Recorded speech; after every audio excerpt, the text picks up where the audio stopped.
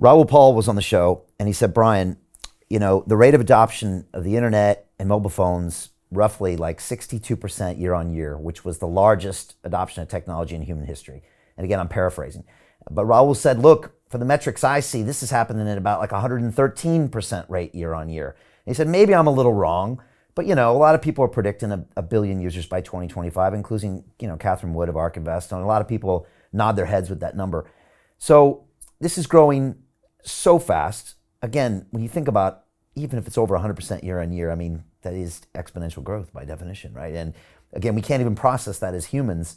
I was in the dot-com startup. I was in New York City. I was the CFO of a company called LuxuryFinder.com. We sold luxury goods on the web. We didn't do a very good job. And a couple years later, we sold the assets to, I think, LVMH. But I remember the feeling, Dan, and it was exciting. And I was telling my banker buddies this was Columbus in the New World, and they were like, yeah. And then nobody wanted to hear about tech after that. But now I'm in this space. This does feel 50 times bigger than even that space. How do you compare this to those dot-com days? Yeah, I mean, look, one thing, as I said, we haven't paid more than 10 times revenue for any of our businesses. That's not really that frothy. So I look at valuation as a guidance, as a guide for us. If all of a sudden, to own some of these companies, we have to pay 40 and 50 times revenue, that's discounting the future. And then you're going to have a pretty massive bust, is my view. The difference here is that the number of applications is just, I don't want to say unlimited, but it's enormous, and it's increasing, almost every month. And for me, there's one thing that, someone like your father should understand, because it's hard to get your mind around, what a digital money or Bitcoin prices, or what exactly is it. It's very important to understand, as you mentioned in the introduction, that Bitcoin is an invention akin to and as important as the invention of the combustion engine. It's something as important as the discovery of electricity.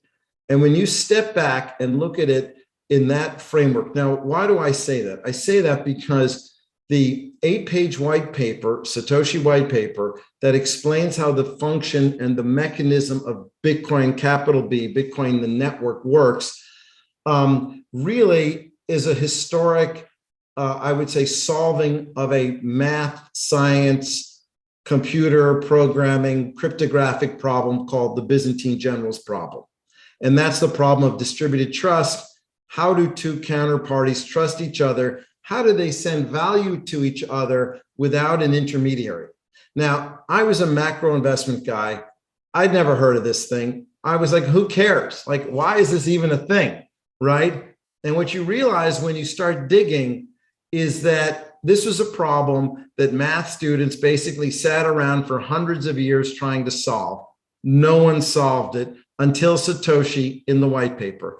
And the white paper is a result of 40 years of scientific and cryptographic research. And you can see, and we have a timeline of that research in one of our presentations, where we show you all of the inputs that had to happen, discoveries, finds, mathematical problem solving that had to happen before Satoshi could publish his white paper.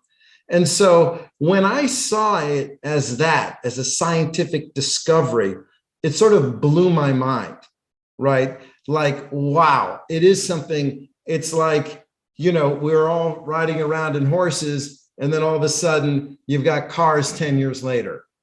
And it's that kind of thing. And then the value of it, I mean, if you think about, like, what's that worth?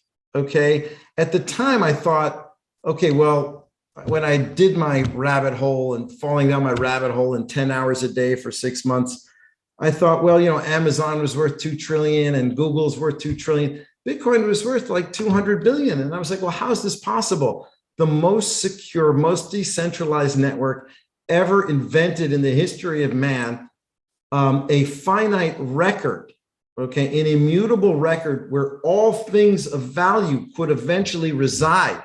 I thought that's got to be worth more than 2 or 3 trillion, right? That was it. I'm like, I don't know what it's worth, but it's worth more than 2 or 3 trillion. And that's why I thought 10T was an easy name to call it, because it was 200-300 billion. I thought, oh, it could easily 10x. But the reality is that you're seeing disruption, not just in the financial world and store of value.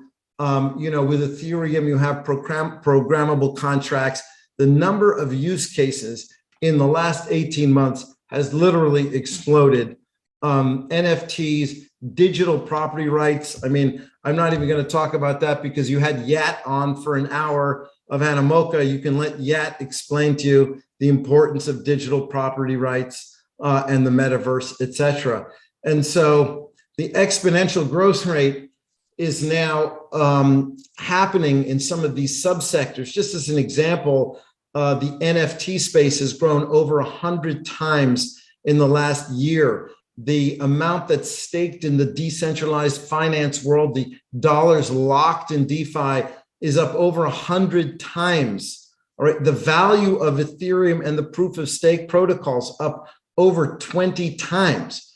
And so people in the traditional world have no idea about this. And last thing I'll say, because I can tend to drag on about this, is, I was speaking to an investor yesterday, and I said to him, actually pretty well-known guy. And I said, I'm not sure that you understand how big this world is, and not in a negative way or anything. And I said, listen, give me a guess. What do you think the total cryptocurrency trading volume will be for this year, 2021? So Brian, I'm going to put you on the spot here. What's your guess as to what total volume is going to be?